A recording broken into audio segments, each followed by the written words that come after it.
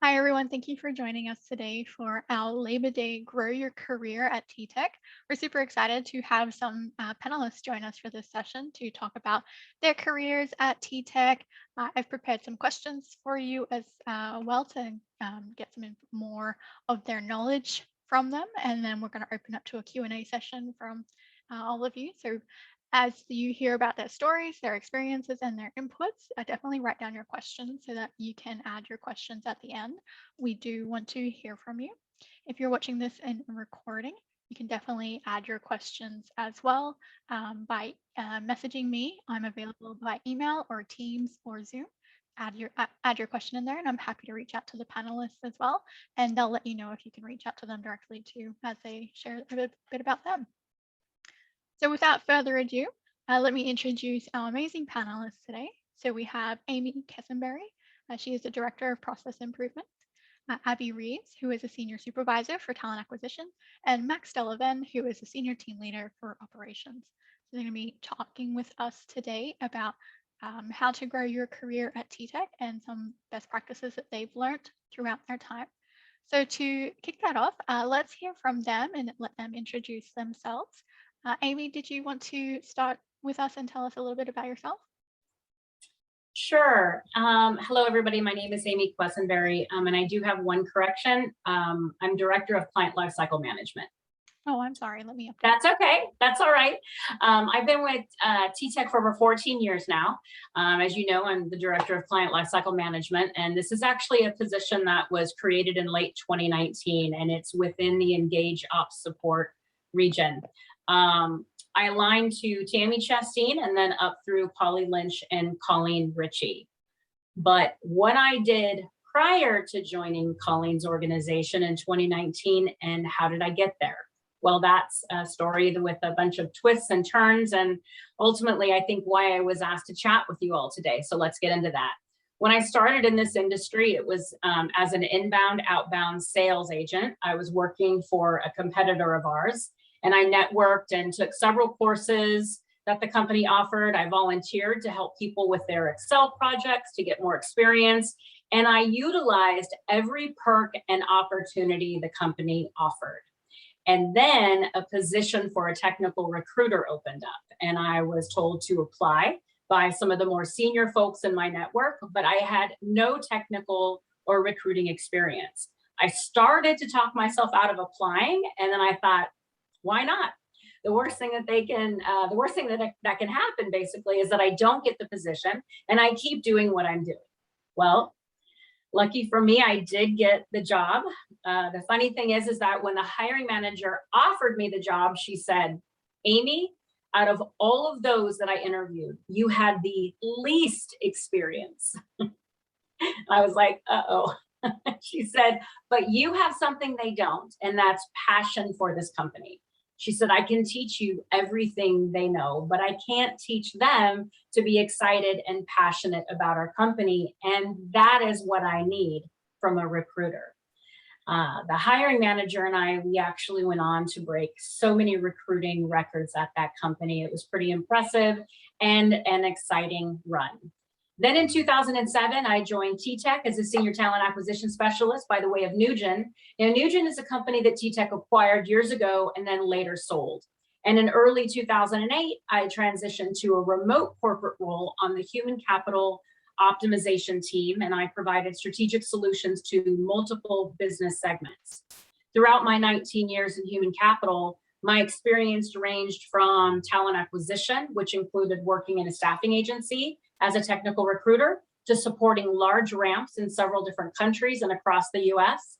I rolled out and improved HC processes globally, worked on HC system design, training, and rollout, and was also on the talent management team and provided support around performance management and succession planning. Now, some of the more high profile and challenging ramps that I worked on included 3 months in Belfast, Northern Ireland, where I supported Logitech as a new client, and I was responsible for hiring tier 2 and 3 tech support. And this was in 17 different languages. I also supported the Dish client in Mexico City for several weeks. I worked on the digital TV transition where they flew 25 of us out to one location, and we had to interview and hire 1,000 people in 3 days. Well, we didn't quite make that goal. We hired 996 in 3 days. So we were still pretty pleased with our results. And then most recently, I supported FEMA on the ground in Houston. In 2016, I became a core member of Women in Leadership, which exposed me to leaders throughout the organization that I would have never had access to otherwise. I really wanted to learn more about the ops side of the business, so I asked Polly Lynch and Thomas Monahan to be my mentors.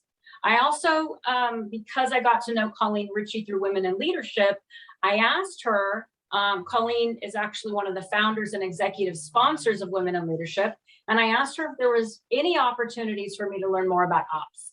So she connected me with Sharon Stillwell and Amanda Schober. And Amanda and Paul Shavers and I, we worked on a text blast optimization project. And again, we delivered impressive results, and I learned a lot about the ops world. A few years later, I leveraged TTEC's career mobility platform to see what else was available here at TTEC. I knew I didn't want to leave TTEC, but after almost 20 years, I was ready to try something outside of human capital. And I was I was open and I was transparent with my HC leaders and with the Will Core team, let them know my intentions, and I was very fortunate to receive incredible support. I knew that announcing that I had the intention to leave HC carried a risk. However, I trusted our HC leaders to do the right thing and support me as I navigated through the career mobility platform that they created, which led me to the client lifecycle management position I am in now. So that's a little bit about me and how I got here. That is quite the journey, Amy. I really love your story. Every time I hear it, it's like I'm hearing it again, because there's always just these little nuances that are very exciting. And it's such a journey, and showing how you can start thinking you're going to be chasing one career, and then through your growth and your contacts really develop something unexpected but amazing. That's right. Thank you. And I meant to say thank you for inviting me. I'm incredibly honored that I was asked to speak. Thank you. You're absolutely welcome. We're happy to have you as well. Okay, so we'll move on to Abbie. Hi, Abbie. Thank you for joining us as well. Did you want to introduce yourself to the audience and your career journey with us? Hey, yes, thank you for inviting me. Yes, my name is Abbie Reeves, and I am one of our senior supervisors for talent acquisition. I've been with TTEC about 4.5 years in the talent acquisition platform. I was originally hired at a brick and mortar location in the south part of the United States doing agent hiring for both sales and customer service programs. My background is a little bit diverse. I've been in different positions where I've always been in contact with some sort of recruiting and or hiring or human capital areas, but got into call centers approximately 15 years ago. Did quite a bit of various positions in a in a call center, including our QA or quality assurance programs, and really got to understand quite a bit of how the operation side of a call center works, and then transitioned over to more of the talent acquisition and hiring pieces of call centers. I actually found out about the opening in talent acquisition through my call center network in the area, and reached out to a referral of mine that worked for TTEC after we left the same company in the US. And he had high recommendations for the TTEC call center, and really convinced me to apply for the position, and thought I would be a great fit for it. With my position in talent acquisition, I have had the opportunity to work for several clients in the healthcare industries, customer service industries, and more recently, our sales customers. The organization brought on a new director to take over some of our sales program, Alicia Ruse, and I was moved under her and started working on all of our sales clients. At that point, I was promoted to a senior recruiter to be able to handle more of our client interactions on a daily basis with our sales agents. And then last year during 2020 COVID, I was approached by my leadership team to be promoted to supervisor to handle what we call our G&A and P&E positions for our engaged division, which included everything for sales as well as customer service for mostly the United States, but for North America as well. And I do also support some other geolocations, the Phils, Mexico, as they need some additional support. Learned a lot during our transition during COVID. There was a lot of challenges and a lot of clients changing daily. And so learned a lot during that process and continue to work on our engaged side of the division for P&E and G&A. And now I oversee the team that handles that. So it is usually my team that is posting our G&A and P&E requisitions on iAspire, working with our hiring managers to find their candidates and getting people transitioned. We deal with several hundred open recs at any given time, and it's very interesting because we promote quite a few individuals through our opportunity. So it's always very exciting to be able to work with these managers to get their teams built up and individuals promoted into these new positions due to growth at TTEC. So thank you. You're welcome. That's really exciting. I love your story, Abbie. It's very diverse as well, and a really another great example of how you can find your way just by demonstrating good skills and people approaching you to apply for positions that they have already identified that you have the skill set for. So thank you for joining us. I love your story. And finally, our final presenter, the panelist today is Maxime Delavenne, or Max. Max, did you want to share a little bit about your story with us at TTEC? Sure. Thank you, Tiana, for having me. So my name is Maxime Delavenne. I've been with TTEC since the transition from a telca, so since 2016. However, I've been in call center since 2011. Originally, I have a degree in economics, and also I've been studying at the university while I was at telca before TTEC in mathematics and informatics. Originally, I started as what do I remember? A support technician for Videotron in Quebec, Canada. I fell in love with the job at first. I found an knack for interacting with customers. It was something I really enjoyed to do while studying, and this is what kept me in the workplace after I was done. So as I started as an associate for a year and a half, I was promoted to QA. So once I became a QA, I started to, be more involved within our processes within the company, found out new ways to improve, different processes we had in place at first. However, I moved on to this position to go to customer service to find out, new ways to, find new process to improve in a sense. Later on, I changed from a QA position to a team leader position to find out also new green grass, as you could say, to find out new ways to, learn new things, new environments in a sense.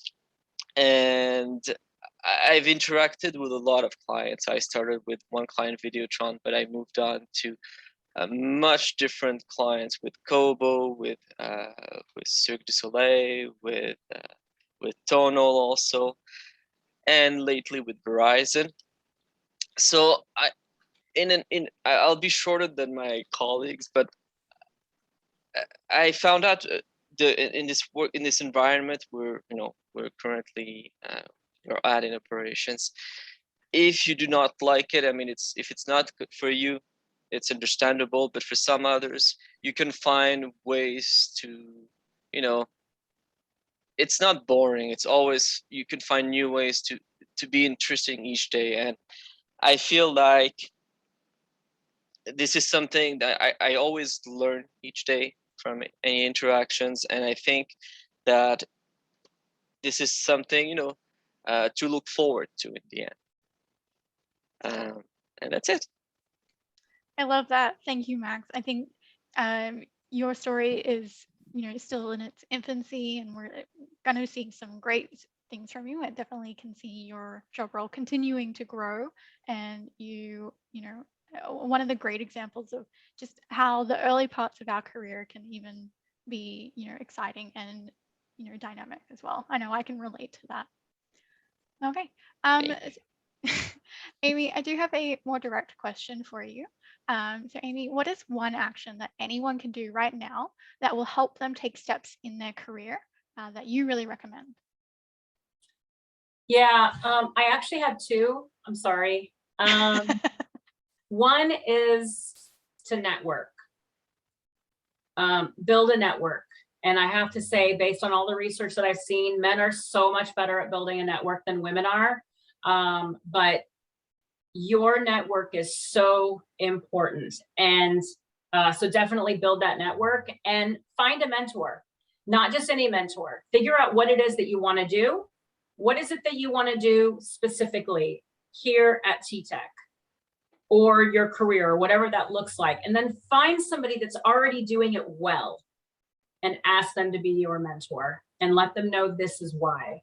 These are two things that were key throughout my career and helping me navigate through it. I love that. Thank you, Amy. So networking and finding an appropriate mentor, someone who's going to help us get through. Perfect. Abbie, I have a question for you. When reading a job posting, so you said that your team is responsible for all of the G&A job postings in North America. So how would I know if I'm ready to apply for a position that would be a promotion for me? Yeah, that's a great question. I think the most important things is all of our openings on iAspire have job descriptions that match them. All of them are going to have the skill set or the requirements for the position, as well as what you can bring to the position as far as skill sets. So I would encourage everyone to take time to read through those, because a lot of times that's where we list important information. Sometimes our job descriptions are very vague, and that's just simply due to our client's request. Other times we do put more specific information, such as the client requirement, in there if they're asking for that. I know sometimes when individuals are reading through job openings on iAspire, one team lead position can sound just like the other when you're kind of glancing through it. But I do encourage everyone to take time and read those job descriptions to see if you meet those minimum qualifications when we post for them. That's a great thing. Follow-up question. Do you have to meet all of the requirements, or are you able to have most of them? I would say the majority of our openings meet most of them. For example, a lot of times we post that we want individuals in a leadership position to have an associate's degree, but of course your experience at TTEC also carries quite a bit of weight. So I think that is one that we're able to kind of flex a little bit on.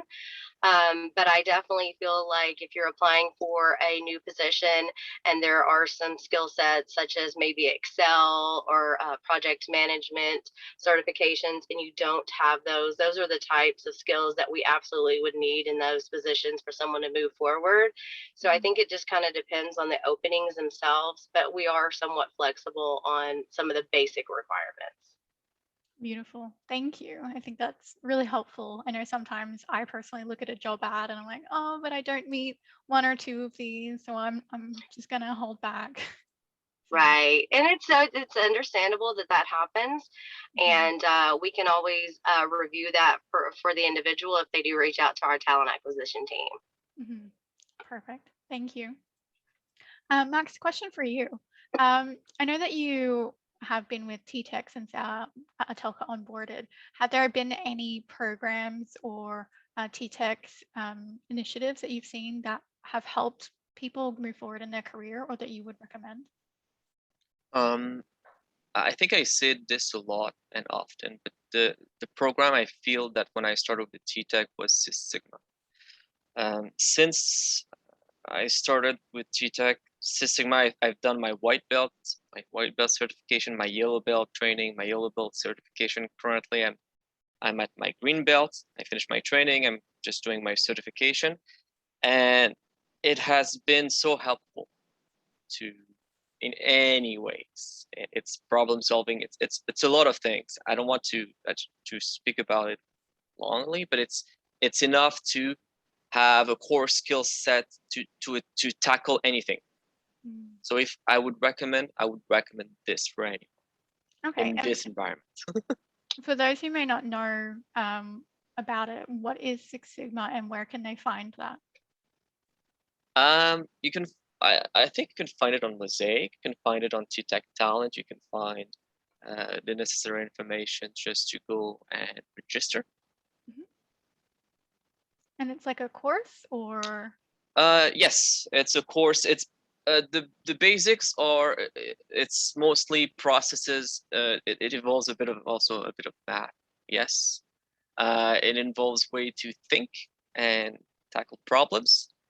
But yes, it would be a course to begin with. I think the white belt has been redone in July, so I don't know if it changed since the last time I did it, but it's a great introductory course to the whole Six Sigma, career. Yes. Perfect. Okay, thank you. So Six Sigma, we strongly recommend, and I have to agree with Max. I've heard of stories where, maybe Abbie can tell me I'm wrong or not, but I've heard of stories where a hiring manager has seen a Six Sigma certification on a resume, and they said, we need to interview this person, even if they didn't specifically have all the other skill sets. So I know that Six Sigma is highly valued, not just within TTEC, but across industries. Amy, back at you. Have you ever felt like you weren't ready for an opportunity and you did it anyway? And how did you overcome or manage the uncertainty of doing that? So first, I wanted to give you some information about Lean Six Sigma. So in the chat, please check out the exact definition off of Mosaic, the Lean Six Sigma space. So if anybody wants to see that, you've got that. Also, you've got the link to the Lean Six Sigma space on Mosaic. And then if you have any questions, go ahead and reach out to Sarah Cantor. She's the one that's responsible for our Lean Six Sigma program now. And Max, it's incredible to hear the wonderful progress that you're making through the belts. And I'd love to hear you recommending it, because it is an incredibly powerful program if you understand the tools and you know how to leverage them. So it's wonderful to hear that you're doing that. Thank you. Sure. So back to your question, T. Okay. So your question was there ever an opportunity that I wasn't ready for? Yeah. Yes, there was. The recruiting position. Yeah, that's right. You said that.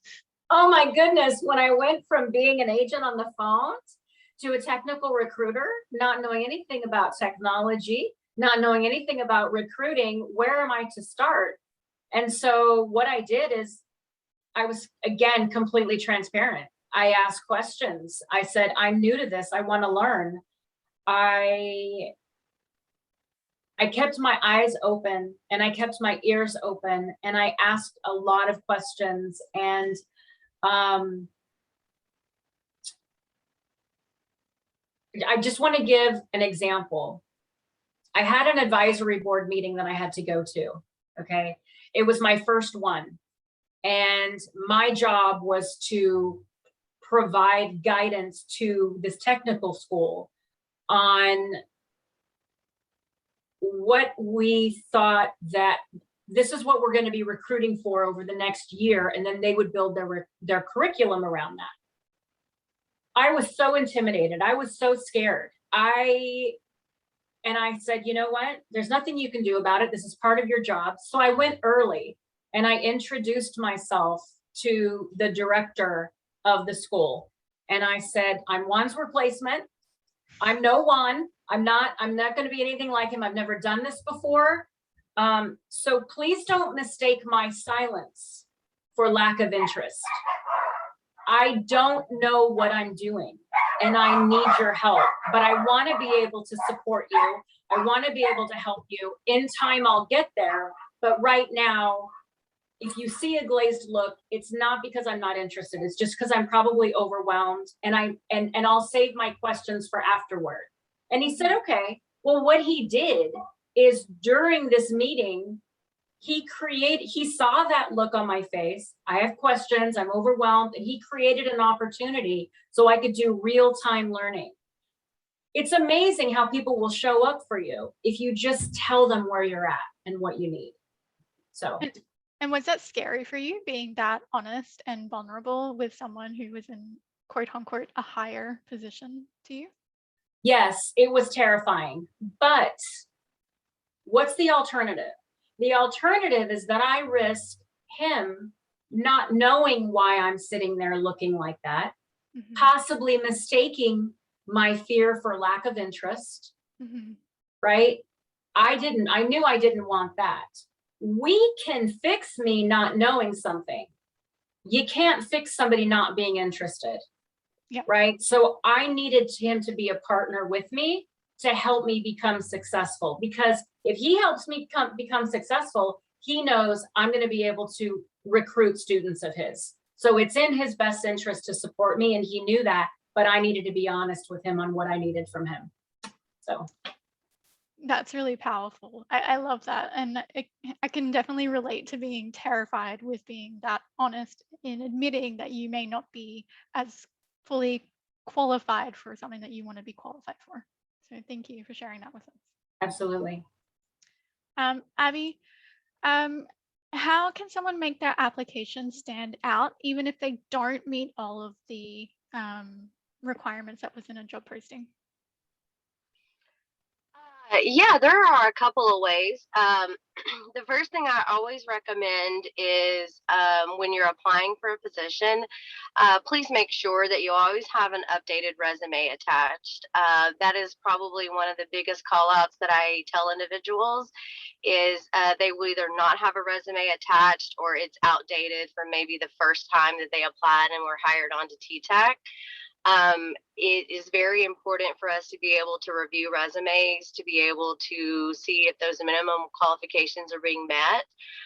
And I would also say on resumes as well, you know, like we've been speaking of, any type of certifications that an individual has, even if it's not with TTEC, if it was from another company or maybe from their education or school, should be listed on there, because that does allow us to be able to scan through it and determine if they're going to be a good fit for the position to present to our hiring manager.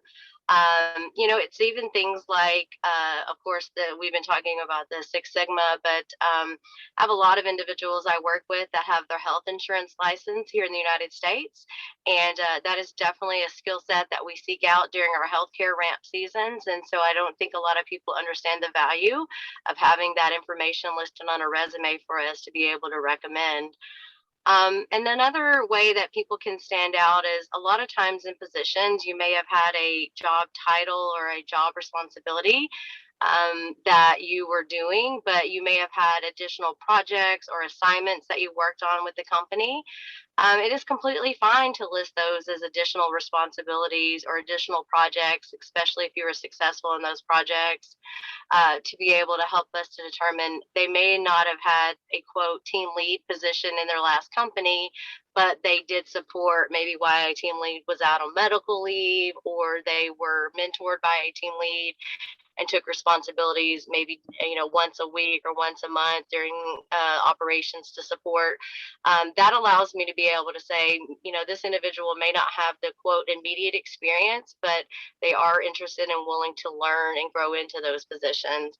So having those updated resumes and, you know, more details to specifically about, you know, where your experience is coming from that even are outside of maybe what your job function was at a company really does help us understand who you are and a hiring manager to be able to understand and review your resume. That's really interesting. I would never have thought of that. Yeah. What about for more like in your face ways to make a resume stand out, like different colors or blocking or something? Well, I'm not a huge fan of any kind of, types or colors or bold fonts. Typically, the simpler the resume, the better. Um, Cover letters are not necessarily useful anymore. So I think that that's a time saved where you don't have to have some kind of cover letter. But of course, you want to have like your basic information listed up there at the top of your resume: name, phone number, email. If you have LinkedIn profiles, have that link available in your resume as well, because a lot of recruiters do click on those LinkedIn profiles to review you. But yeah, I mean, simple is better in most cases, because recruiters do review a lot of resumes in a very short amount of time, and you really want to be very straightforward with your presentation, so that way we can understand where your experience is coming in very quickly, so then we can pass your resume on to a hiring manager. Okay. I have a couple of follow-up questions. No worries. When listing on your resume, should you put your education first or your experience first? I always value the experience first. It is great that you have your education listed. Just a personal preference of mine. Not every recruiter is like that, but usually education can go towards the bottom of a resume. I think work experience, especially in our industry and what hiring managers are looking for, is the experience first, and then the education or certification sort of second, behind that work experience. Okay, perfect. Well, that's really helpful for me. I hope it's helpful for other people in here. So thank you very much for sharing that with us, Abbie. Yes. Max, a question for you, and I think you already touched on this with your Six Sigma, but how do you feel that professional development outside of what we learn on our day-to-day in our jobs, how can that help us with our career growth? Well, I thought about this one. The way to look at it is everyone has certain skill sets based on their educations and such, and they have also skill sets they don't have because of this. The way I see it is quite simple. What do you want to do in the future? What skill set are you willing to learn? What can you learn quickly also? How will you learn it also? That's another question to it. But the way to tackle this would be how to improve oneself in a sense. Like I'll give you an example. Let's say I became a long time ago, when I became a QA, I was not really an expert in Excel. However, I had a background, math was kind of easy for me. I had background also in programming. Excel was just a step to learn. It was quite, and afterwards everything went quite quickly, and I became, not an expert. I would say I was proficient in using it in our daily task. And I'm still learning always each day new things about it. Yes. More recently, for example, I picked up, video editing. I never had experience with video editing before. I just picked up a software. I was shown a few things. Then I moved on and improved myself in a sense in doing it, self-taught everything, just maybe naturally in a sense. But my advice would be, what are you looking forward to do in the future? If I was to give an advice to someone else, how can it help what you're doing, or what do you want to do in the future that it could help also? So those are the questions everyone needs to ask themselves, because there's many different answers and many different things to learn in a way. Beautiful. I love that. And something that I recommend to people, which is a combination of what Abbie and Max have said, is have a look at what your dream job is and what the requirements are for that, and go and chase those requirements. So if it's a skill set in Excel or project management, go and chase those and get those skill sets. That way, if you have them, you've got the mandatory stuff that Abbie wants, and then we can work on the preferred but not mandatory stuff. Okay. And then one final question for all three of you from me, and then we'll open up to everyone else. Has there been a really rewarding career growth of someone else that you've been able to watch at TTEC?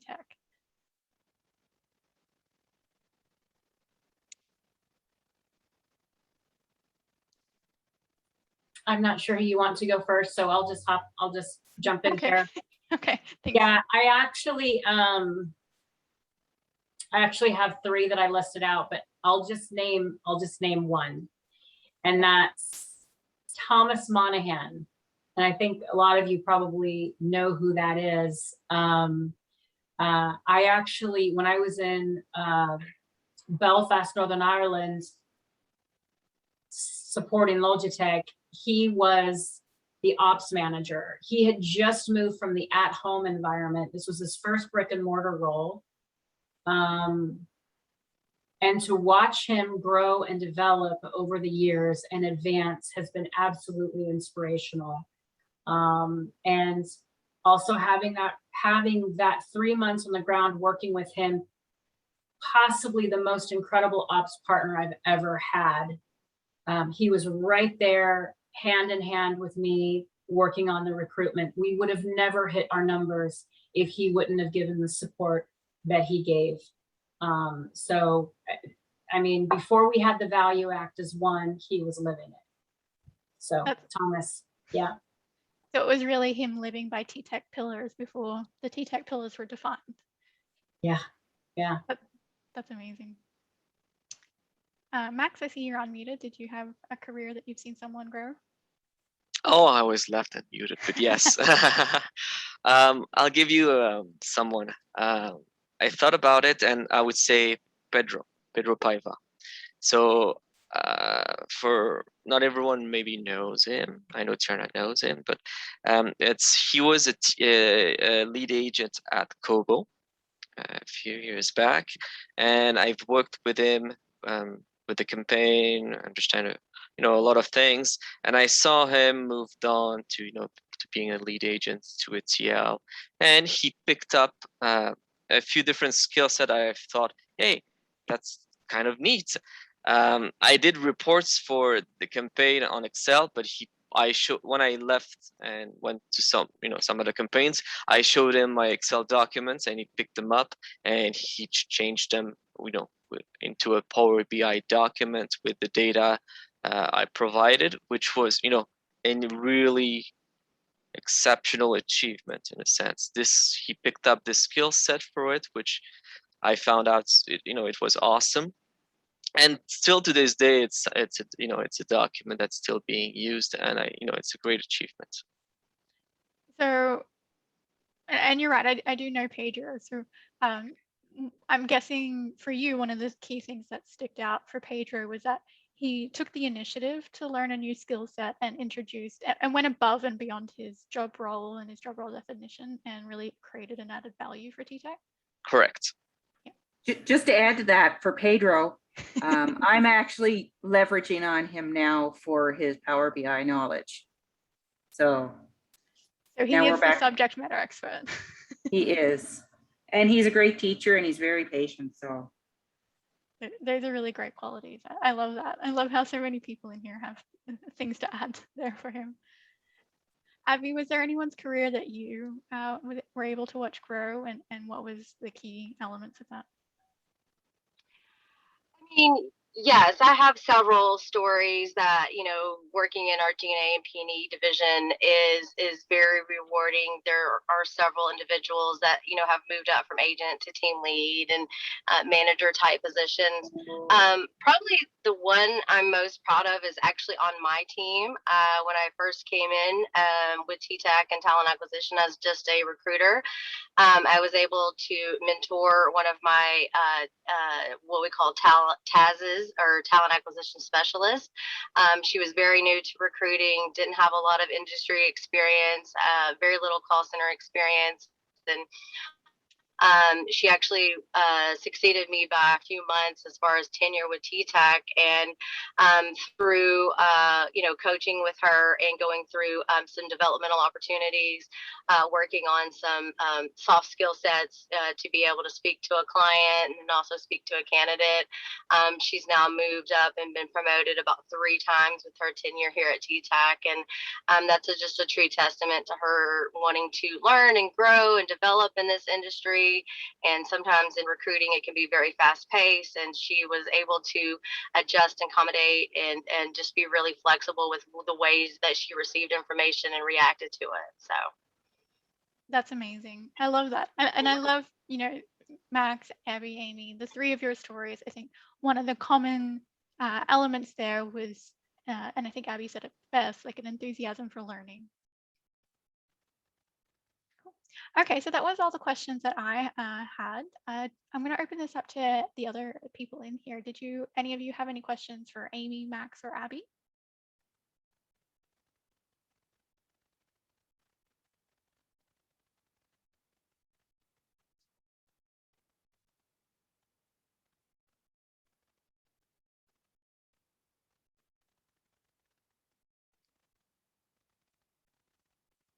Okay.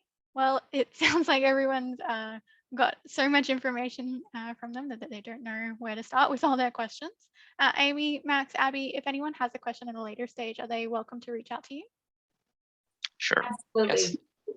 yes, definitely. Excellent. Okay. So I'm going to leave that off there then. Thank you everyone for joining us today and listening to the amazing stories and tips and tricks and recommendations from Amy, Max, and Abbie. They have absolutely provided us, me specifically, with enthusiasm and motivation. I'm like, yes, now I'm going to go and do my Six Sigma course. So thanks, Max and Amy, for that. I'm going to get that certification finally. Abbie, I'm definitely updating my resume now. So thank you very much for all of that amazing feedback. I hope that's going to help everyone who watches this video grow in their career at TTEC. And I can't wait to see us continue to, be our best and reach the limit, reach for amazing at TTEC. So thank you very much, everyone. Thank you. Thank you.